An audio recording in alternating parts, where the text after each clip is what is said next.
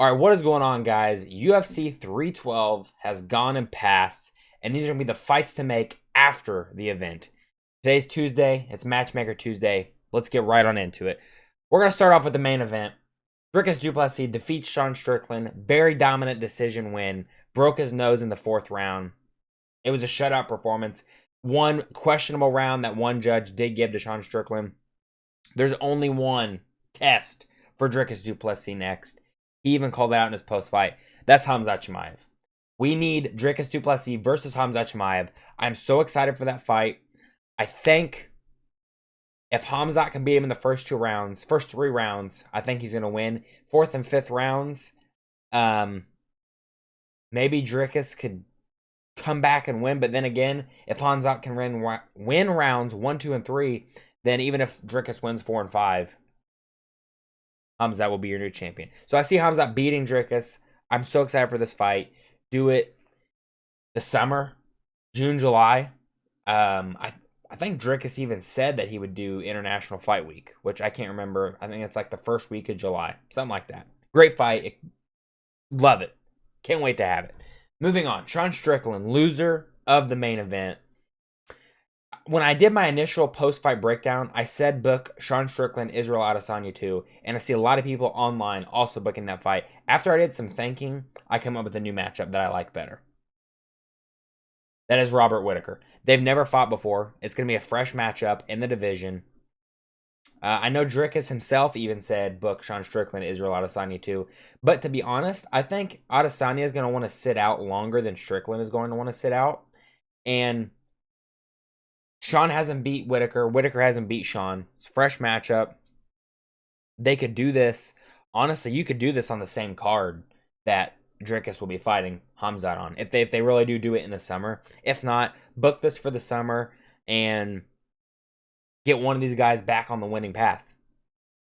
Not that they're kind of both in the same situation. I mean, Dricus said it perfectly. He is Israel Adesanya, and Sean Strickland is Robert Whittaker of years ago. It used to be Adesanya was the champion. Whittaker was number one. Nobody could get past him. That's kind of where they're at right now. Let's see, if Whittaker could, not that he would get a title shot, but if some reason Dricus does beat Chimaev, and one of these guys, even though Whittaker got finished, at least he didn't lose twice to him. So if he puts together a few wins, I know you have Imavov and Kyle Borralho, but in the meantime, let's say Dricus gets past all these guys. He's going to have to start rematching people just like Adesanya did. Yeah, I know he can move up to 2 and 5 and whatnot. But nonetheless, contenders for the middleweight division. This would be a great fight. Moving up, co-main event, Zhang Weili defeats Tatiana Suarez. Very dominant decision win, similar to Dricus. I think you all know where I'm going with this. Valentina Shevchenko, let her go up for double champ status. I don't know if that's going to be before Shevchenko fights Manon Fiorot or after. If it's going to be after, it could be Manon Fiorot. I'm leaning right now Manon Fiorot in that fight. I think she has the physicality advantage. I think Shevchenko's peaked and on her way down, where Fiorot is still climbing up as far as like their physical peak condition. So if they want Weili, I know she doesn't fight that often, but going up and fighting for another belt, maybe if they keep her active, do something to late summer, maybe could put her on there versus Shevchenko. And if not, if they want Shevchenko sooner to fight Manon Fiorot, I know they announced a couple of new pay-per-views, so maybe if they want that as a co-main event in one of those pay-per-views, you could have the winner of Shevchenko and Fiorot fight Zhang Weili at like the end of the year in like November, December, give them time to recoup. So I think that'd be a great fight. There's not really anybody at strawweight. You have Verna Jandiroba, who's the only person next in line for a title shot, and she's getting ready to fight. I can't remember her name. It's a Brazilian lady, another Brazilian lady. So the winner of that fight is next in line for a title shot at strawweight.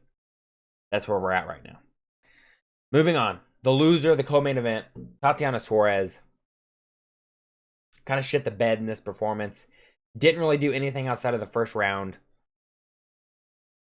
Do I think she's a top fighter? Yes and no. I think if she can't out wrestle you, her striking is not very good. So she could be exposed on the feet. I got a matchup for her. It's a step down in competition.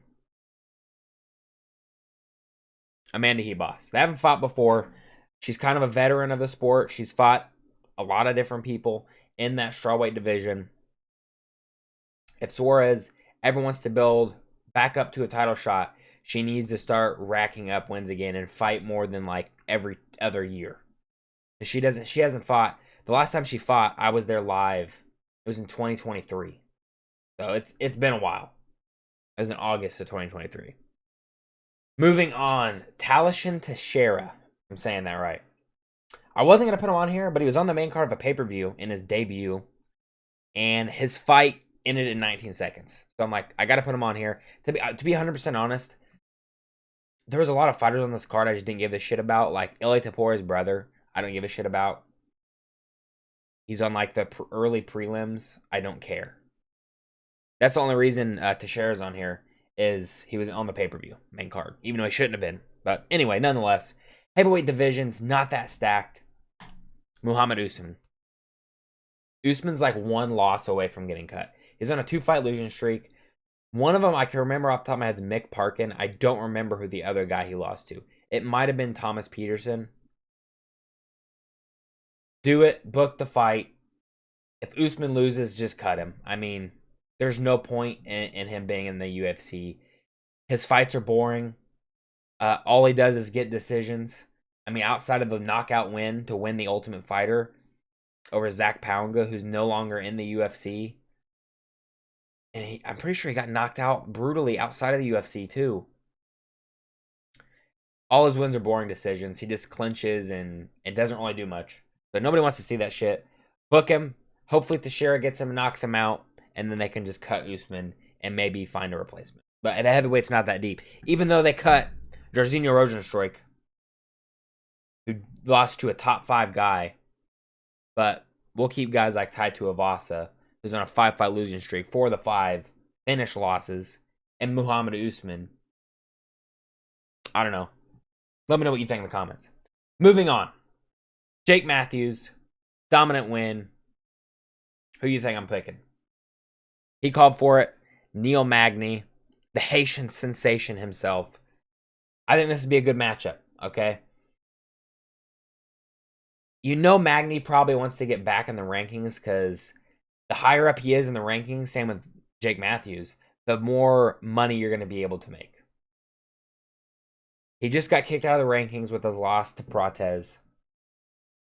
Maybe a win or two, and you could give him somebody in the top 15. Magny, that is, get a couple more wins. Since he was in the rankings for so long, I don't have it pulled up in front of me, but he was in the rankings a long time. Same with Jake Matthews. He's kind of like hit or miss. You know, one fight, he looks like he's going to make a run for a title, and then the next fight, he shits the bed and gets finished. So this would be a solid test for Jake Matthews. A tricky test for Jake Matthews. Even though he's not ranked in the top 15 anymore, Neil Magny is still the gatekeeper and still the gatekeeper of the top 15 in the welterweight division. Let me know in the comment section down below. Who do you guys think? You like these matchups? Do you have better matchups? If so, let me know.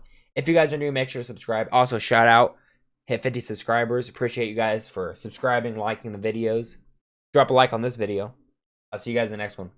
Peace.